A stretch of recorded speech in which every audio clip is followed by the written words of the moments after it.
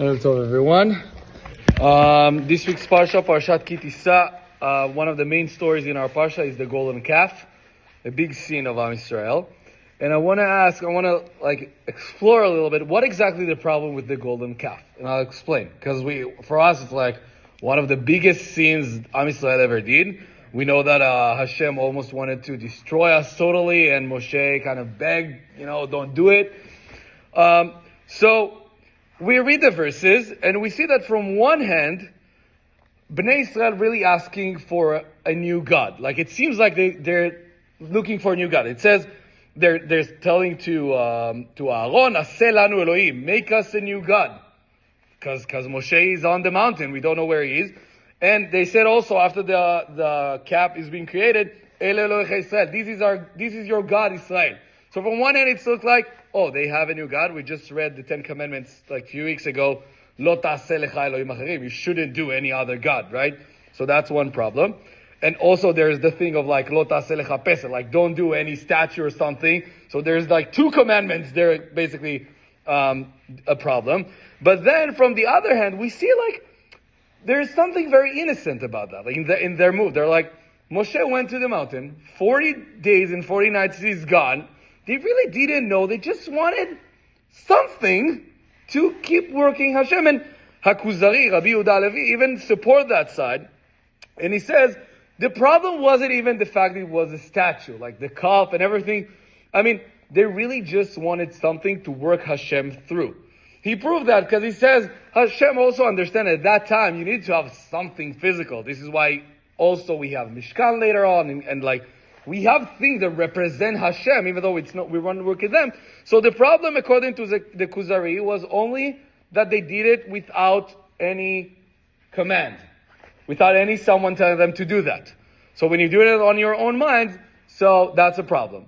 But then really, they really wanted Hashem closer. Like, they felt like Moshe is gone. They wanted Hashem back. They asked for Aaron, okay, do something. And this is how we're going to worship God, through that. And also, we know the punishment was so harsh. Like, Hashem really wanted to destroy us. And even after Moshe convinced him, okay, don't do that. I'm not going to destroy everyone. He's killing some people in the beginning. Like, it was different phases of punishment. So, what was the big deal? So apparently, this is the explanation I saw, apparently, there are just different groups inside Am Yisrael at that time. Like maybe in these days, if you're reading the news from Israel, you see there's a lot of different groups thinking a lot of different things about what happened in Israel. Not lehavdil. Yeah, not to compare between these two. But the original group, let's say, that really thought, okay, Moshe is gone. We need something to hold us connected to Hashem.